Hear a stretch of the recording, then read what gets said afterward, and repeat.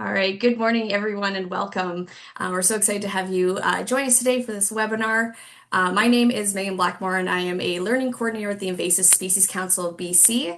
ISCBC is a collaborative-based organization committed to reducing the spread and impact of non-native species within BC. I'm joining you today from Kamloops, where I am grateful to live, work, and play on the unceded traditional territory of the Secwepemc. I'm very grateful to have lived here my whole life and be able to experience these lands and all across BC. So thank you for joining us today for this webinar. It's co-hosted with the Integrated Vegetation Management Association of British Columbia and the ISCBC. It is entitled IPM, Pesticides and Risk, Musings on Messaging. This webinar is approved in BC for one continuing education credit towards pesticide applicator certification. To qualify for the credit, you must participate in the entire webinar, including the quiz at the end. So the quiz link will be added in the chat box immediately following the presentation, and you'll be reminded again at that time to complete it. This webinar is being recorded, and it will be available on ISCBC's Learning Center later this month, so everyone will have the opportunity to earn CECs if they watch the entire recording and complete the quiz. They're also posted to our YouTube channel as well if you're just interested in watching and not intending to collect credits from watching it. We will add a link in the chat to the Learning Center as well, so you can check that out. And if you have any questions about credits, you can reach out to the IVMA. And so a little bit of kind of tech notes here. If you're experiencing any kind of technical problems with Zoom, please use the chat box and Anu, our tech support, will assist you. Also, for attendees, you are muted during Zoom webinars, so you should be only able to hear myself and the other presenters. In Zoom, you also have the option to select speaker view or gallery view at the top of your screen, and we recommend speaker view for the best viewing. If you have any questions during the presentation, please type it into the Q&A box. So there is a chat box separate from the Q&A box. Chat you can do if you'd like to introduce yourself, if you have any comments. Any questions though, please type them into the Q&A box at the bottom of your screen. We'll be taking time at the end of the presentation to answer any questions, time permitting. If you see your preferred question or if you see a question that you would like to hear answered, and it's already in the Q&A box, you can click the thumbs up button to upvote it, and the question will be bumped up the list further. If we run out of time to address all of the questions live, we will be sharing the questions and answers by email later. And at this point, I am pleased to give a warm welcome to Ashton Poyer, who is the director of the Integrated Vegetation Management Association. Please enjoy the webinar, and over to you, Ashton. Thanks, Megan. My name is Ashton Poyer, and I'm on the board of directors for the Integrated Vegetation Management Association of British Columbia. This webinar is co-hosted jointly by the IVMA and ISCBC. The IVMA is a recognized organization dedicated to the responsible practices of vegetation management throughout the province. Our membership represents diverse industries, including forestry, gas and electric utilities, railways and highways, and invasive plant management. The IVMA is the credit coordinator for the Ministry of Environment's continuing education program for the recertification of pesticide applicators for forestry and industrial vegetation management, which includes noxious weeds and aerial categories. You must be a member of the IVMA for us to track your credits. Information on this program, as well as how to become a member of the IVMA, can be found on our website at ivma.com. The IVMA's goal is to enhance the opportunities for obtaining credits by holding these webinars. This webinar qualifies for one credit in British Columbia. In order to obtain your credit for this webinar, you must have provided us with your pesticide applicator certificate number when you registered for this webinar, and stay for the entire presentation and answer the quiz at the end. You don't need to pass the quiz, but you must answer the questions in order to obtain your credit. And now it's my pleasure to introduce our speaker for this webinar, Dan Wixted. Dan recently retired after more than 34 years as a pesticide safety educator, first with Wisconsin's program and later with the Cornell Pesticide Safety Education Program.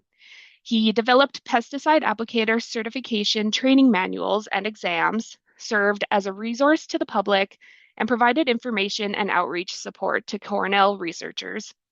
His contributions earned him a share of the Outstanding Accomplishment in Extension Award as a member of Cornell's Pollinator Health Team. Dan also received a Professional Recognition Award from the American Association of Pesticide Safety Educators for his work in risk communication. Thank you for being here, Dan. I'll now turn it over to you for today's presentation. Okay, thank you. Let me share my screen.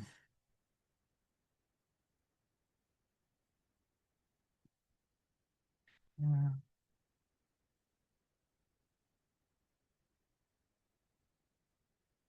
So, and you're seeing yeah, let me swap. There we go. Yep, that's perfect. Looks good now? Okay, great. All right, well, thank you for having me here. I'm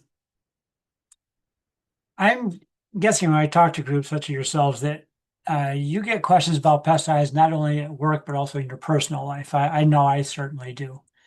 And the United States, the EPA is very much aware of that too. And so they've actually added professionalism as a new competency standard for people getting certified as applicators, including uh, how to communicate about pesticide risk with customers and the public. That's what I want to talk about today. So first we have to ask, who's your public? Okay, you might think it's, family and friends and any customers you might have, or if you're with the government, some municipalities or, people you serve. But in this day and age, it's everybody on this list, if not more. If you have a website, anybody can be reading that website and reading what you're saying about pesticides. If you talk to a customer today, they can go on Facebook tonight, and Aunt Ginny in Florida could now be hearing a secondhand version of what you said. Okay, so you really have to look at broadly who your public can be. If you look at some of these, regulators, legislators, these are people can impact your job by passing legislation or changing regulations surrounding pesticides and what you can do. Next thing you have to think about is where are they getting their information about pesticides, if not from you? There's a lot of bad information out there, and everyone now thinks they're an expert because they can click of a button and learn something that may or may not be true. So as I'll describe in a bit, the last 9 years or so seem to get drawn deeper and deeper into the world of risk communication. Now, that might seem obvious for someone whose job was a pesticide safety educator, but read the label and wear gloves isn't risk communication. That's safety education. Risk communication involves explaining what risk is, how we go about determining what's considered an acceptable level of risk, and most importantly, communicating risk with an idea of how people perceive it, because it's very personal how people perceive risk. For example, hopefully you know the difference between toxicity and risk. Toxicity is simply a chemical's ability to cause harm. It's an inherent property of the chemical, you can't change it. So if a chemical is corrosive to eyes, and you get it in your eyes, something bad's going to happen, right? Risk, on the other hand, is the likelihood that a chemical will cause harm. And that depends both on the toxicity it presents, but also your exposure to it. So if you wear protective goggles when handling that chemical that's corrosive to eyes, odds are nothing bad is going to happen. Your risk could be very low because you're preventing exposure. So this yields a tenet of risk communication. Okay, it's the equation, risk equals toxicity times exposure. And we understand that risk depends largely on the route and extent of your exposure to a toxic agent. Because we can't change the toxicity, but we can change our exposure. That's why you wear gloves or protective eyewear when you're using a pesticide, right? To reduce your exposure and therefore risk your harm. Reduce your risk of harm. The public, on the other hand, when it comes to pesticides, they tend to see it this way. If it's toxic, it will hurt me. I'll give you an example. When I was at Cornell, I'd get a call frequently from a woman in Massachusetts. Means I must have been doing something right. She kept calling me back. The first time she called, it was in May, and she was having an issue with ants coming into her kitchen, which is what ants do in May.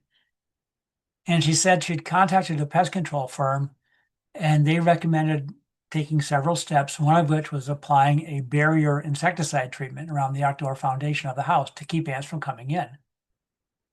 And she was concerned about this. So, well, what's your concern?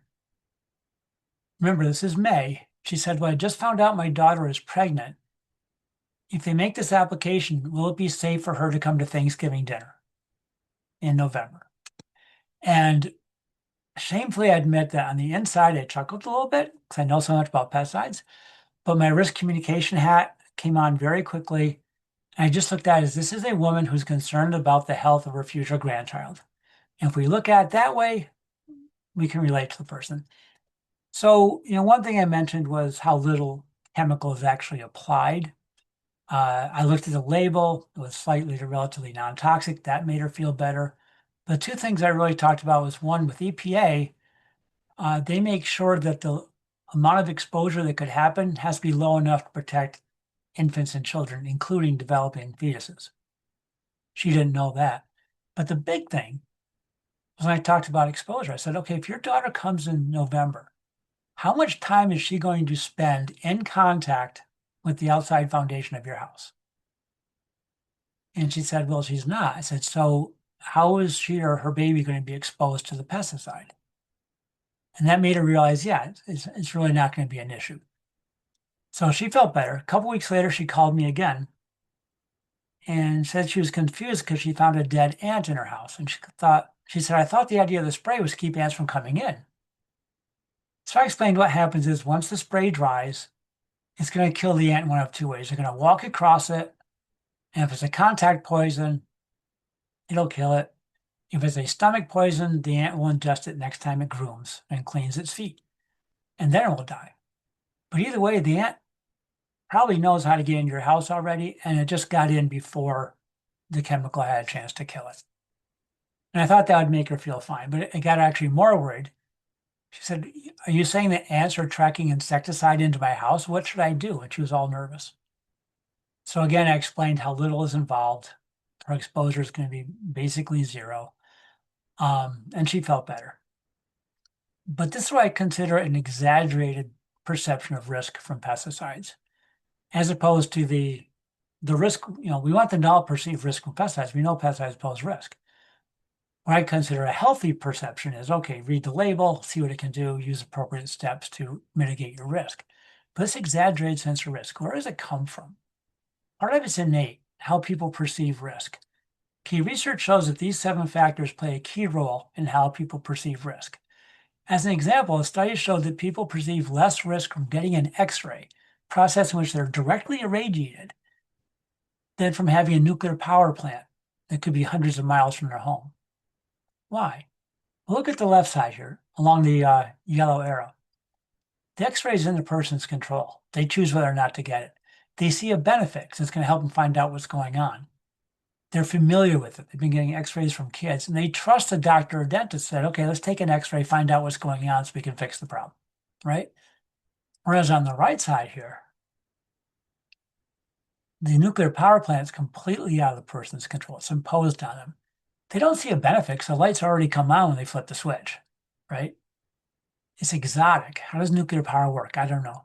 And they don't trust the big faceless corporation that in their eyes is looking to make a profit at their own peril, okay, at the person's risk. So if you look at these factors, you can see we're often kind of behind the 8 ball right from the start with pesticides. So leading with facts doesn't always work. You need to communicate in a way you try to break down these barriers and get them to trust you before you start throwing facts at them. And, it can be easy to blame the media or Facebook or stuff for people's, perceived or, preconceived notion about pesticides and this exaggerated sense of risk I'm worried about. But what I've learned is sometimes the messaging coming from us, regulators, educators, industry, isn't all that great. Okay, and this is something I've came to realize over the last 9 years that I've been invited to talk about Roundup and cancer 70 times now in 13 states and 2 countries. Basically a risk communication tour. So this deep dive into risk communication got me thinking about our messaging about risk when we talk about pests. To the point where I submitted 2 papers about it to the Journal of Pesticide Safety Education. Both had the main title, IPM, Pesticides and Risk, like this title. And the first one The subtitle was Part 1, The Untold Story. So I'll start there. You can find a lot of different definitions of IPM, integrated pest management. They all boil down to two things. It's a process to successfully manage pests with the least environmental, health, and economic risk. Okay, it's that simple. There's always multiple ways of tackling any pest problem. And because pesticides are among those options, we obviously talk about risk as well. So take a look at what the labels say about product A and B. These are products used in structural and non-selective vegetation management. You'll see at the top, it says label warnings and IARC findings. IARC is the International Agency for Research on Cancer. The group that listed Roundup's active ingredient, glyphosate, is a probable human carcinogen.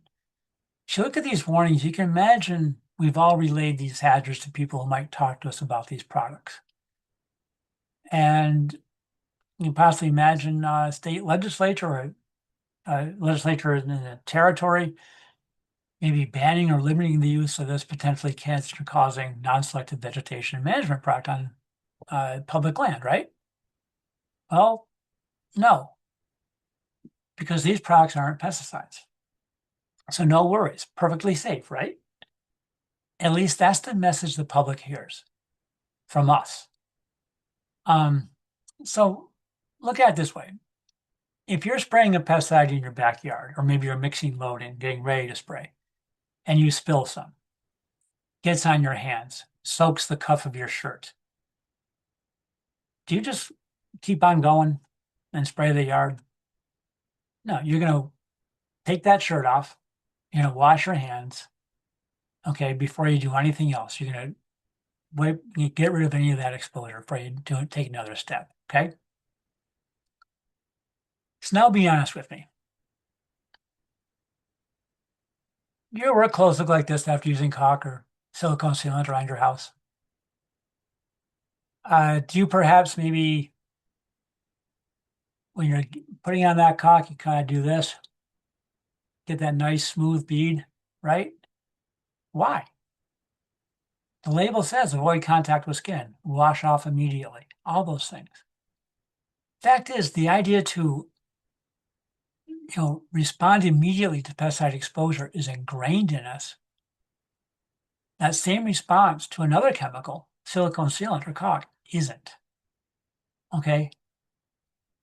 And that's part of our messaging, which I'll get to in a minute. So imagine you're public, because the fact of the matter is that in public settings, whether it's a website or in person, we pretty much talk about the risk associated with pest management only when discussing pesticide options. When I say we, I'm including this guy, okay? Every sin I'm going to talk about from here on, I've done in my past. So my musings are intended not to, cause anyone to be defensive, but to think about what we're doing. I've heard it said that if you look back upon your past self and don't cringe a little, you haven't grown. Okay, so this is my attempt to help us grow. But why does this matter? Why, after over 30 years as a pesticide safety educator, am I on a mission to get people to talk about the risk of non-chemical control? Because I realize that the messaging from all of us is inconsistent with and often contradicts IPM itself, especially with respect to minimizing risk. Okay, so I want to talk about why we need to broaden our discussion of risk within IPM and change our messaging. It makes sense that to develop an IPM plan that minimizes risk, we must assess and compare the risk associated with all management options being considered, not just the chemical options. Otherwise, how do you know you're minimizing risk if you haven't really thought about all the potential risk that's out there? As an example, here's a bald-faced hornet nest 26 feet up in the air on this house. There are two obvious approaches to tackling this. We could stand at the ground with one of those wasp sprays that shoots 20 feet and soak the nest. Or we could go up a ladder and scrape the nest off into a bag. I'm sure you realize there are risks associated with both those approaches, right? You have to compare those risks and decide which is the approach you're going to take. And to actually minimize risk when implementing the IPM program, you must be aware of all the risks and how to mitigate them. Okay, so let's use preventing mosquito bites as an example. I look at websites from Extension, from municipalities, counties, all sorts of people, industry. They tell people about how to control mosquitoes, how to reduce bites. And every one of them is going to tell people to be careful when using repellents or spraying pesticides to control mosquitoes in the yard, right? Read the label. Don't let kids apply their own repellent. Wear gloves, all that kind of stuff. When we tell people to reduce mosquito habitat by cleaning out their rain gutters, none of those sources talk about ladder safety or advise people not go up on the roof with a leaf blower, okay? Yeah, I know from statistics in America, over 160,000 emergency room visits happen every year from people falling off ladders, 300 deaths. And the number one activity involved when someone falls off a ladder and ends up in the hospital, cleaning their gutters. Because the land is uneven, that kind of stuff, and people are doing stuff like you see here. If our goal is really to reduce risk using IPM, we should be telling people about this risk too, not just the risk from herbicides. So when dealing with the public, discounting the risk of non-chemical methods exaggerates the perceived risk associated with pesticides. Because if we're giving people the implication that non-chemical control poses no risk at all, which is what our silence does, any risk posed by pesticides is infinitely greater than zero, right? And that makes people think pesticides are dangerous. And they really do believe that. So here's a story. It's not limited to this one campus. This was actually happening all across the country a few years ago. The University of Alabama Birmingham Police Department was telling employees to use wasp spray to stop an active shooter on campus. The author of this article says they can spray the neurotoxin 25 feet, blinding them when it gets in their eyes. Well, there's three problems with that. Okay, first is it's off-label. So I got to put that in there for the regulators. That's off-label. Second problem, if any of you have ever used one of these wasp sprays that shoots 25 feet, like I showed in that picture before, you probably know you don't hit that nest the first time. You're a little bit wide of the mark. You have to redirect your shoot, right? The active shooter, the guy at the Uzi, is not going to give you that second chance. It's a way of saying, hey, shoot me first.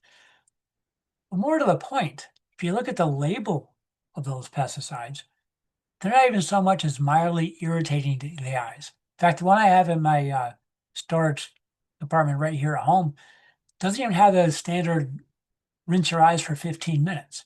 Okay, they don't hurt your eyes at all. You might as well be using a super soaker on the guy. So why is a police department telling people these are dangerous weapons that can blind someone on impact?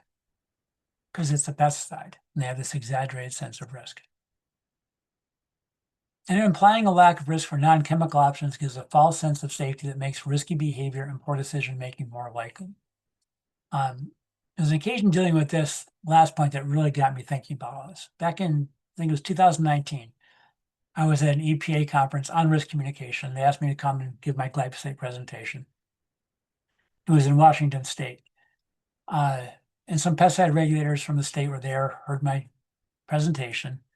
And as part of the workshop, we went out to a forestry site managed by a large paper company. And the forester said they were getting pressure from advocacy groups and the state legislature to stop using glyphosate to control woody brush and reed sprouts. And when someone asked what those groups suggested they use instead, he said chainsaws. Okay, so I asked if he could speak to any risks associated with that, and he spoke at great length about it. And afterward, he came up to me, shook my hand, and said, I want to thank you for asking that question. No one ever asked about the risks associated with non-chemical control options. So here's a case where people doing the work knew about the risks, but they're public. Legislators, environmental groups did not. And I'm sure the same is true for you. Okay, I'll bet you anything the same is true for you. So the Washington State regulators heard that exchange too, and invited me to give my presentation again, this time to a state Senate task force on herbicide use in forestry. So I did some more research into the chainsaw issue to compare that against using glyphosate.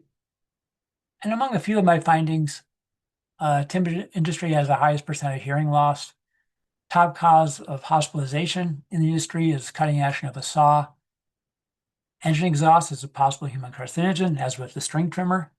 And you can't wear a respirator when you're using a chainsaw. There's too much vibration to get a good fit.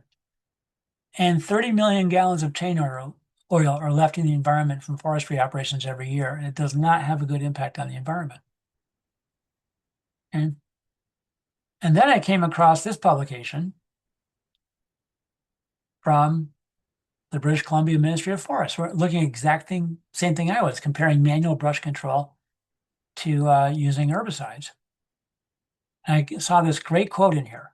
If manual brush control of power tools is to be used, the ethical and policy implications of the potential accompanying health risks must be given close attention. Such policy decisions must include an objective and thorough examination of the risks for each option. Now I'd like to apply that to every pest management situation we have. We need to look at the risks from every single option to make sure we end up with a plan that poses the least risk. And this doesn't change anything really as far as what we're trying to do, because we already tell people IPM minimizes risk when managing pests. Now we're just being more honest about it because we're actually assessing all the different risks. And we tell people to use a pesticide if the benefits outweigh the risks, and sometimes one benefit is the alternative poses more risk. So rather than shifting the goals of IPM or shifting our messaging, really, I just think a broader discussion of risk will help us and you better achieve the goals of IPM and will help your public understand why you use pesticides. As we'll talk about later, what we're saying right now sometimes steers people away from the least risk approach. So one way I've done this, this is the cover of the manual we developed in New York for right-of-way pesticide applicators. And it's got a number of chapters that talk about, the risk of using pesticides. And in the separate chapters on managing vegetation and utility right-of-ways, railways, and roadsides, we talk about all the different risks herbicides can pose in those venues as well. In this entire manual, discussion of risk from non-chemical control is limited to one sentence in one chapter. I say hand mowing weeds under guide rails is dangerous to workers, as well as time-consuming and expensive. So what I've started doing is when I give my glyphosate presentation, I not only talk about chemical alternatives to glyphosate, I talk about non-chemical options as well.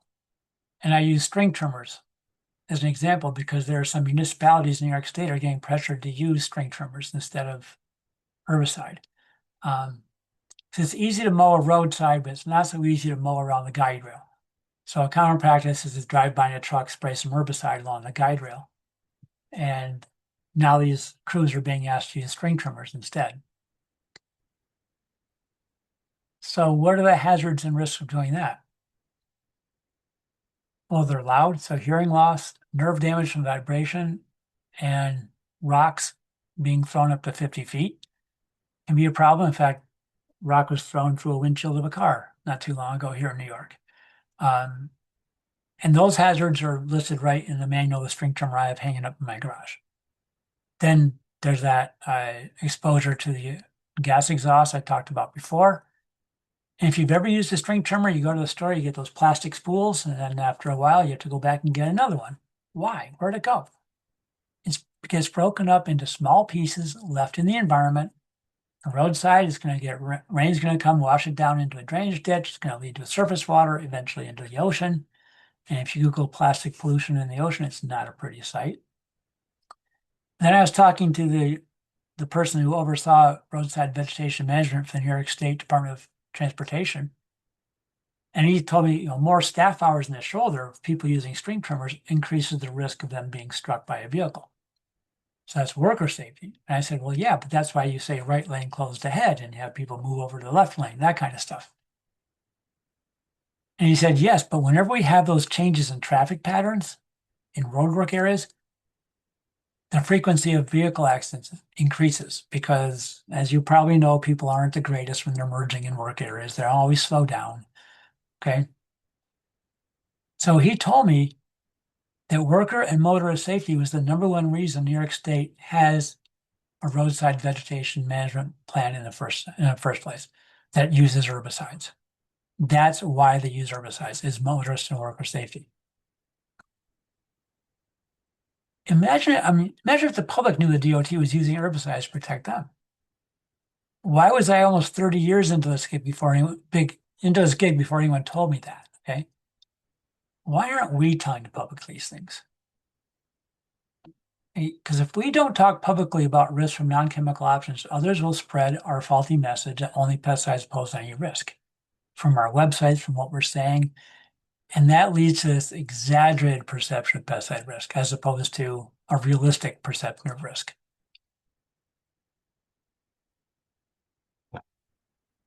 So the second part I dealt with was changing our messaging. And I called this conquering the contradiction conundrum, because there are things that we do say that are problematic. So going back to IPM, as I said before, there's lots of ways to successfully manage a pest. But only one of those ways minimizes risk, because minimize is an absolute, okay? One approach might pose less risk than another, but only one can pose the least risk. So pick any pest problem you want, have it in your head. Imagine we found two approaches that will do the job equally well as far as controlling the pest. So that's not an issue. Plan A and Plan B. And we determined that Plan A poses the least risk, which means Plan B poses more risk. Which plan do you want the public to use? Okay, it's not a trick question, folks. We're going to want to go with Plan A, right? So because Plan A poses least risk, you're going to want to use it even if it uses pesticides that are more toxic than those used in Plan B. Okay, because remember, toxicity is only one part of the risk equation, and often not the most important part. So why does the public keep hearing us say, use the least toxic pesticide? Okay. There's lots of cases where the least toxic pesticide might pose more risk because it has to be applied more often, or it's applied with greater exposure, potential exposure to people. And it's even not possible to find the least toxic pesticide, okay? Here's an example. I was looking up pesticides that could be used, insecticides that could be used to control Japanese beetle adults in rhubarb. And these are the first 5 products that came up when I searched New York State's pesticide database. And if you look at, say, compare product A to product B, product A has a pre-harvest interval of 0 days. So you can spray today and eat the rhubarb today. So that sounds less toxic than something you have to wait a day, right? Product B. But look at precautionary statements. Product A says it's harmful if swelled. Product B says may be harmful if swelled. Okay, so in this case now, product B sounds less toxic. Compare product B to product C. Okay, C goes back to 0 PHI. That's got to be less toxic. But look at the precautionary statements and the fact that you have to wear protective gloves. The fact is, any of these products you pick out as being least toxic, I can give you a reason why I think another one is. And your customers can do the same thing. You tell them you're going to use the least toxic pesticide, they're going to go online and find something else that they think is less toxic. Okay? And they're going to make you switch to that, even though you've determined what really matters is using that product will pose the least risk. And toxicity is sometimes context dependent, okay? Here's a statement from a turf insecticide label. It says it's extremely toxic to aquatic organisms. You don't want it to get into drainage ditches or surface waters. So taking a look from my lake house up north, you can't see my house. It's not that beautiful house on the right. Ours is more of a camp. We have this grass lawn that slopes down, ends right at the lake. When it rains, we literally have a stream running through our property into that lake. I would never use this insecticide here, okay? At home, there's no nearby surface water. Looking out from my house, you can see we have a road out there, but that road is separated from my lawn by about 50 feet of woods that have years of leaves and needles and fallen branches and stuff there. So I'm pretty confident this pesticide could be applied in my front yard with very little risk to aquatic organisms, okay? But if a company came to me and say, okay, Dan, you have an insect problem, we're going to solve it, and this is one product we're going to use, I would look at it and say, no, you're supposed to use the least toxic product. I want you to switch to something else. I would be telling the company not to use the approach they deem pose least risk and switch to another product that poses more risk. That doesn't make sense. And if plan A poses least risk, you want to use it even if it calls for applying pesticide upon diagnosis of a problem. Yet the public keeps hearing us say use pesticides as a last resort or use pesticides only after all other management options have failed. These kinds of things people say to make it sound like we're trying to be careful, right? But think of how this wording is received. Let's think of using something as a last resort. What would you consider a last resort if your pet got loose and was hit by a car and seriously injured? Or your coworker's arm was badly injured by equipment you were operating? Or you have 4 long-term employees but need to find a way to aggressively cut costs to stay competitive or because your funding was cut, that kind of stuff, right? If you had to resort to a last resort, your response would be, yay, I fixed the problem. Or I feel so guilty, how could I let this happen? Is that the way you want people to feel if they've solved the pest problem at the least risk using a pesticide? Guilt? Not really. And I have to throw this in. My daughter, Ellen, it's going to sound biased, but it's not. She's the best science communicator I've ever met. She's currently working for a program, a NASA program at the University of Vermont, doing largely science communication. So I talked about these papers with her. I brought up this phrasing about last resort. Her immediate response was, never say last resort. I mean, if you have bed bugs, the last resort isn't a pesticide, it's to burn down the house. Okay. Stay away from last resort. And what about use only after all other methods have failed? What if you take that literally? I looked at extension resources. I found 6 non-chemical approaches for managing cockroaches in the home. So if I have to use pesticides only after all other methods have failed, is it just using all 6 or do I have to try them in different combinations? Because there's 63 possible combinations for using one or more method and 720 ways to shuffle the order in which we implement all 6. And for how long do I have to try each method before I decide they failed? And what constitutes failure? That's very subjective, isn't it? We don't explain that. Okay, this wording, use only after all other methods have failed, basically means never use the pesticide. Or if someone does use the pesticide, you're saying they were a failure. And again, that's not the way you want to make them feel if they've solved the problem at the least risk. And it contradicts what happens in the field. Crabgrass control is, an example. Here's something from Minnesota, how to manage crabgrass and turf. And you see herbicide is applied in mid-April, but that's not where it stops. You're going all season long, maintaining that grass, doing things to help the grass outcompete crabgrass. If you're managing invasive weeds, if you go out into a forestry situation or a surface water and use an herbicide to control a weed, that's not the end of it.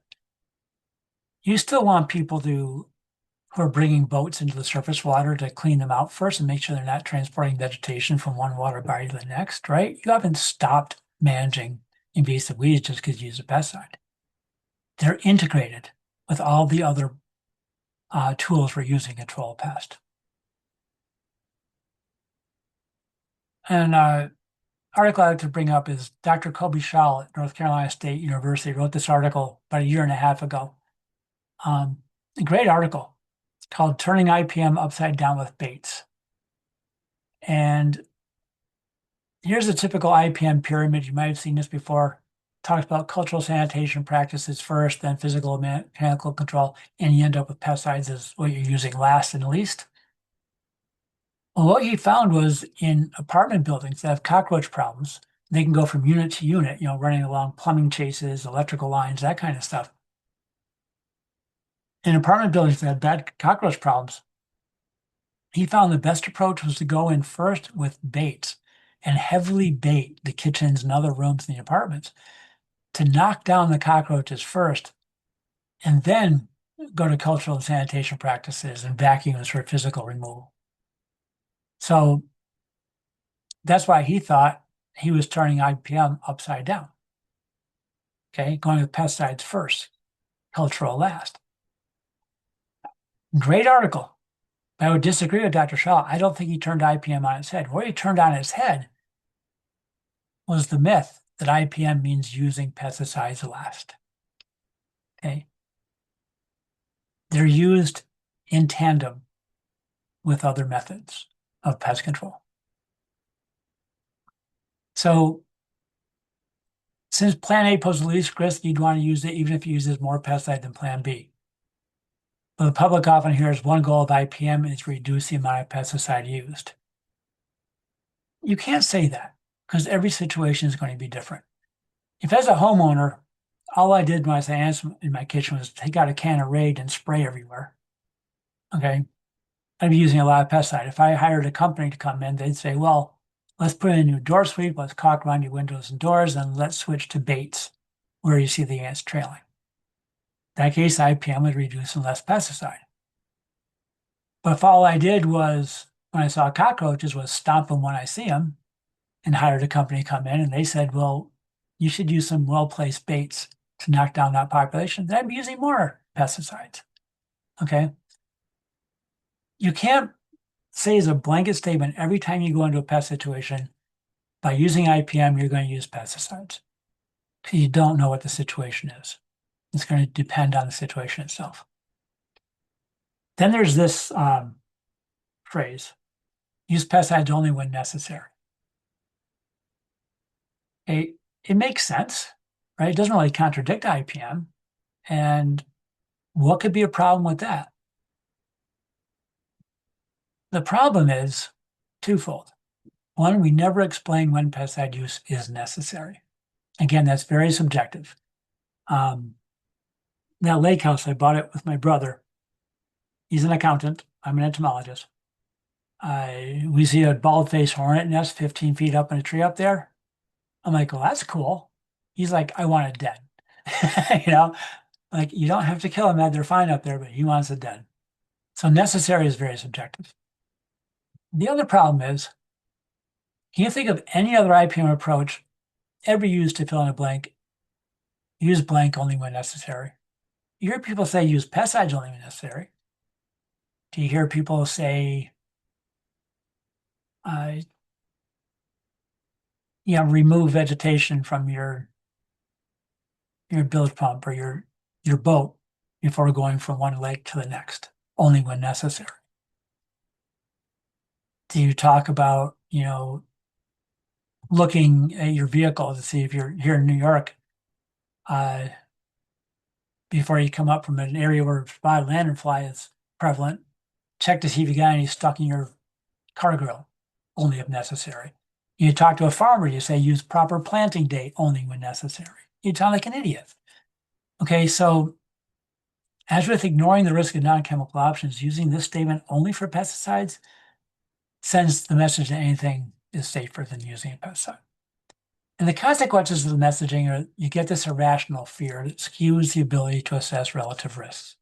And if any of you are old enough to remember The Far Side, great comic strip, one of them is my favorite work-related strips of all time. Talk about assessing relative risks. Here we have Eve in the Garden of Eden. She's holding the apple, and the snake says, well, I'm not sure. I guess it's been washed. So she's already decided she's going to risk the wrath of God. But pesticide residues, that might push her over the top, right? Skewed assessment of risk. For a real world situation, when I talk to the public about pesticides, I have to start with what is a pesticide because most people think it's just insecticides. So I'll put up a slide like this. And one time I gave a presentation, people were surprised to learn that disinfectants are pesticides. So a woman asked me, so Joseph, if they're pesticides, you're telling us not to use them. And I said, no, please keep cleaning your bathroom. Finding out that spring meadow scented Lysol disinfectant spray was a pesticide made her more afraid of that than of salmonella, listeria, COVID, influenza, all those things that this thing is going to help her avoid.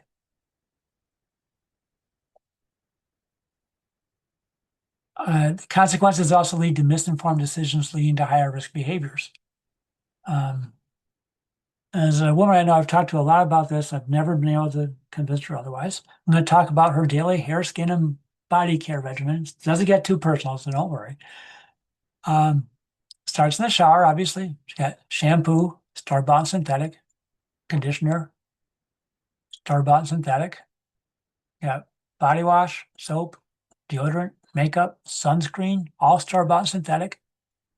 Bug repellent, homemade and all natural. Even though she lives where Lyme disease is rampant, West Nile virus is a problem. Okay, this is not chemophobia. She's clearly not chemophobic. This is pesticidophobia. Seeing more risk from an EPA registered insect repellent than from tick-borne and mosquito-borne diseases. Where does it come from? Again, some is from the media, but some is from our messaging. Use pesticides as a last resort, and others I've mentioned. And so that's why we get home remedies. Okay, people aren't so much trying to save money, they're trying to avoid use of pesticides. And the people who, push these things they're well-intended. They make claims like, chemical-free, pesticide-free, non-toxic, all-natural, effective, and safe, whereas in reality, everything's made of chemicals. A chemical that controls a pest is a pesticide, whether you buy it in the store or make it up in your sink.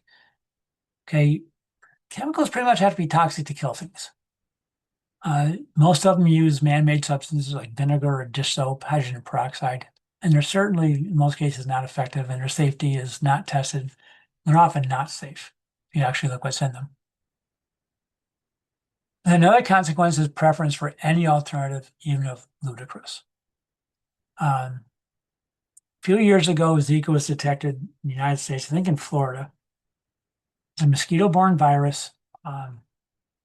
It can be really bad if you're pregnant. It can cause microencephaly in newborns, small skull, small brain size, just not pretty, nothing you want to get. So a town supervisor on Long Island here in New York State decided to do something about it. So she started using taxpayer money to put up bat houses in town parks and getting Boy Scouts to go around and teach residents how to build and put up bat houses. New York Times caught wind of this, wrote a story about devouring 1,000 mosquitoes an hour. Bats are now welcome guests as Zika fears rise. And a town supervisor is quoted as saying, bats can eat up to 1,000 mosquitoes an hour. No pesticide can do that. Well, the fact of the matter is bats do not eat 1,000 mosquitoes per hour. Okay, that's an exaggeration of an urban legend, not just an urban legend. Mosquitoes make up about 1% of a bat's diet. And it's easy to see why. If you're a bat flying around at night, your echolocation picks up a teeny tiny mosquito and a nice big moth. What are you going to go for? Okay. People did not invent the idea of supersizing our meals. Okay. Bats been doing it for a long time. But the most important point, the one that the Times didn't pick up on, is the mosquitoes that transmit Zika are day flyers. Okay, so I'm thinking if you have the hordes of bats flying around your township in the middle of the afternoon, maybe Zika is no longer your number one public health concern. Maybe it's time to get the Boy Scouts to go around and start showing people how to take down their bat houses. And of course, the statement, no pesticide can do that. Well, yeah, well-timed adult-side application is going to kill a lot more than 1,000 mosquitoes in an hour. Point here is the town supervisor was afraid of pesticides, had an exaggerated fear of them. If she had contacted a landscape company and said, what should we do about this? I'm sure the companies would even use the word pesticide. They said, well, let's talk to people about reducing mosquito habitat. Let's tell them to clean out their gutters so there's no standing water, and tell them how to go up safely on a ladder when they do it. Empty their bird baths once a week. They leave dog bowls outside. Empty those out, okay? That's what would have happened. No pesticides. But she was afraid of pesticides, so she never asked. So the consequences of all this messaging really comes down to a loss of trust. And if you look at those outrage factors, trust is a biggie. Okay, the more they trust you, the more they're going to accept what you say and believe what you say. Okay. So moving forward, my suggestion is let's discuss the hazards and risks associated with any pest management option you present to people, whether it be on your website or in person. That way, we don't get an exaggerated sense of what risk pesticide pose, and we don't have people thinking, yeah, use chainsaws instead of glyphosate. That'd be safe. what's the problem there, right? They'll understand what you do more, and that's going to help you. It's going to help them. And then just stop saying these phrases, the ones I mentioned. Again, I think they're well-intentioned. I've said them in the past. The idea is like, oh, we're being careful with pesticides and all that kind of stuff, but really, they don't work. I think they have the opposite result from what we want. So final thought is that messaging matters. What we say and what we don't say and how people might interpret what we say and don't say matters. So think about what you're saying. Again, on your websites, your social media posts, and face-to-face with people. And with that, that's what I have. Thank you. This is my email.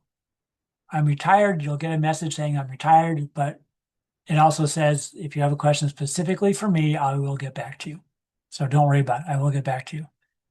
And I think Ashton was going to put these links, or Megan maybe put these links into the chat.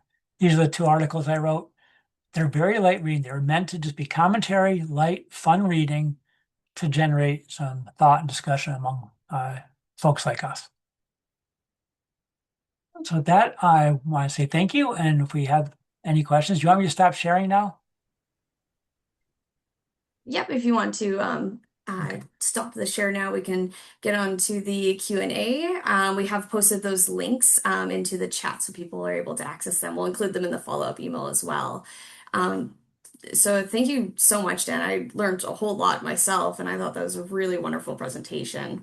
I'm sure everyone had learned something, and definitely a lot of different like examples and stuff that I would have never really thought of to compare to this and to be thinking about that broadening of the discussion. And I think it was really wonderful, all the points that you made. So thank you again for that.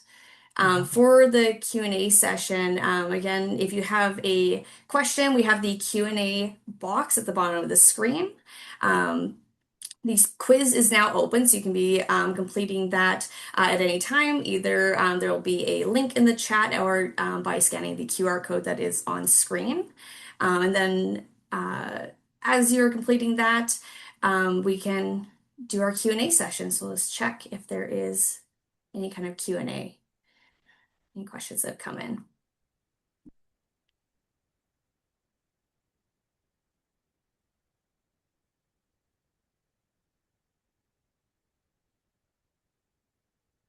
Currently have a any questions in that Q&A box. People may be going into that quiz or forming a question to put in there. One thing I didn't mention in this presentation, but I think is good advice, especially for companies that are doing the work. Risk communication is a learned skill, and just because you get certified or licensed, or I'm not sure what you call it in Canada, certified or licensed, but as a pesticide applicator doesn't mean now you're a great risk communicator. It's not a bad idea to have a point person at a company who is trained or has received some training in how to deal with questions from the public. So if you have an applicator out on site doing some work and someone start asking them some questions, they could say, well, here's who you should talk to with my company. They'll be able to give you better answers than I can. I know in a lot of cases, only one person in the company is allowed to talk to the media for similar reasons. I think risk communication is another case where that's very beneficial.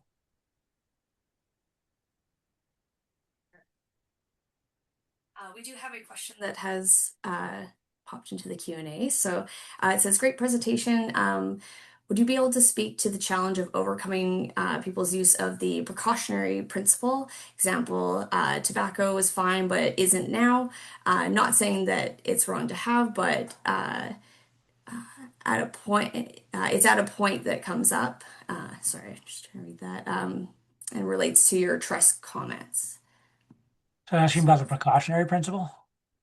Yes, I believe that's what we're asking there.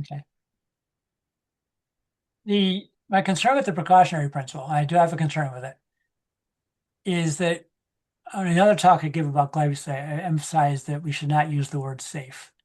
because safe implies zero risk. It means it can't hurt you in any way, shape, or form, and nothing is safe. Going out to dinner is not safe. You get food poisoning. Driving a car is not safe. So I always say there's risk associated with almost anything we do. The thing is, we can also never rule out possibilities. You can't prove a negative in science. Okay.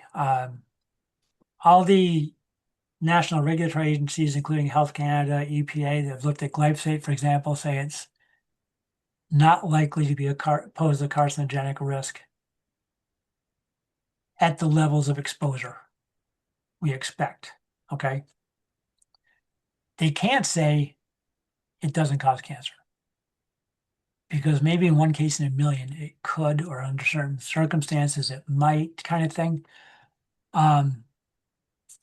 So we still have to go with a risk-based, in my mind, a risk-based assessment. And we learn more as we go along.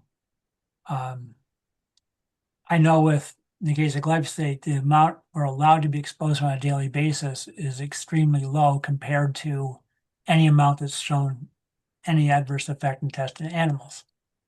And the reason the process is set up that way is if we do learn about a hazard or something we didn't know was there before, odds are we're still okay because our exposure is being kept so low compared to what we thought, where the level of problems could arise. So the precautionary principle is just too open-ended.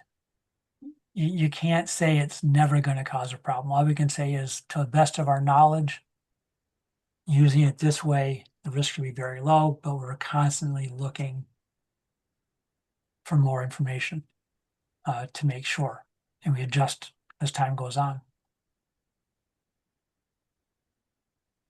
And see a question about here. We always talk about risk of all methods, but find that audiences are super herbicide averse. Still believe we're just trying to distract from the fact we are using herbicides. What are your thoughts? Yeah. And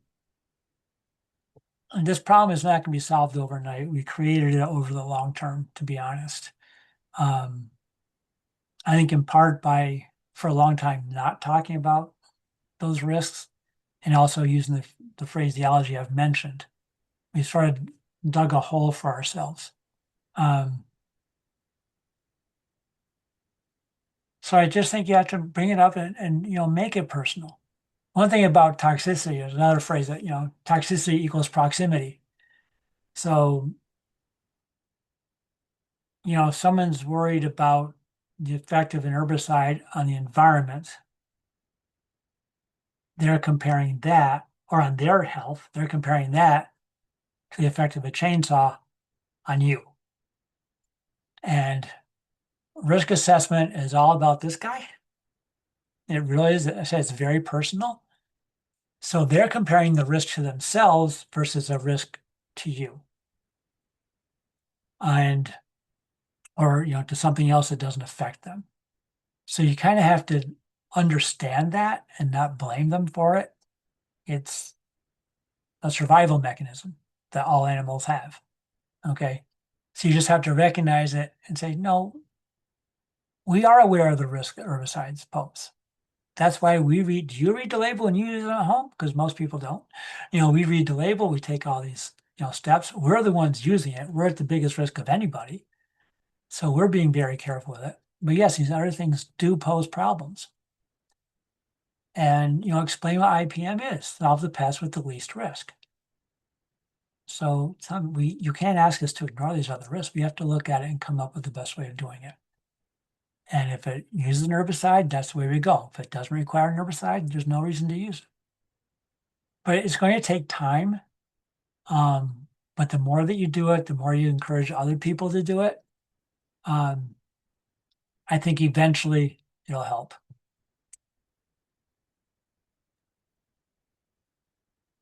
And then we have, what about the risk of not doing anything? Yes. I can give you if we have time, I'll give you a really good example there. That lake I showed in northern New York has a Eurasian water milfoil problem. Okay. And it started a number of years ago. We have a public boat launch, and so people are bringing their boats in, and that's where the milfoil problem started. And so for years, because of this idea that integrated pest management means use less pesticide, the Lake Association paid divers. People come in scuba gear and swim around the lake and hand pull the milfoil. Well, it kept spreading. And it got to the point where 2 years ago, the company that had been doing this for a decade or more said, we're not doing this anymore. We are, we're too ethical to keep taking your money. The problem is getting worse. We can't get ahead of it. There's no way to get ahead of it by hand pulling. You have to switch to herbicide. You have to bring that into your approach. And so everyone on the lake is all upset about it, if you're using herbicide. And one of the risks of doing nothing all those years is back when it was contained in a small area, a little bit of herbicide could have taken care of the problem. But by thinking you're not supposed to use pesticides in IPM, now we have a much larger area. It's going to take more herbicide, which means more risk. Invasive species, you don't do anything with them, or you're trying to do it by hand and they're perennials and stuff. The problem just gets bigger and bigger. And then you've, compromised your water body or your forest or whatever. And then you are using more herbicide to deal with the problem than you would have had to begin with. So I do talk to people about that, the risk of not doing anything. And along with that, I talk about the risk of doing something that doesn't work, like putting up bat houses for mosquitoes that fly during the day. Okay, if there really was a problem with Zika, the problem is just going to get worse while you're hoping the bats are going to change their evolutionary biology and start flying in the middle of the day. If all you're doing for cockroaches is stomping them when you see them, the problem is just going to get worse, and they cause all sorts of medical problems when they're in housing and stuff. So definitely bring that up. Along with what are the problems the pests are going to cause over time, what are the benefits of using the herbicide? You saw that, those outrage factors. If people don't see a benefit to something, then they're not going to want to do it. You're not going to take a risk if there's no benefit. Okay, I'll drive into town to get a pizza right now, but if it's middle of winter, there's 12 inches of fresh snow on the ground, it's still coming down hard. I'm not driving into town for a pizza, right? You got to weigh the risk and benefit. So talk about the benefit. What good is going to happen if I use this herbicide versus maybe what bad is going to happen if I don't.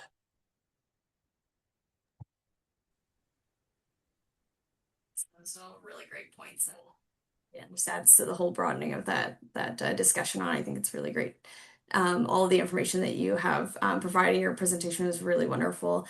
We are just over 11 o'clock, so we will be ending the webinar now. But thank you again so much, Dan, for such a great presentation and sharing your expertise with us today. Thank you as well to Ashton at the IVMA and to everyone that has attended this webinar.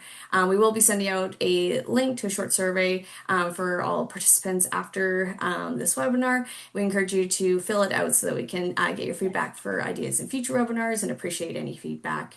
A quick reminder about completing the quiz. The QR code is up on the screen for ensuring that you can collect your continuing education credits by doing so.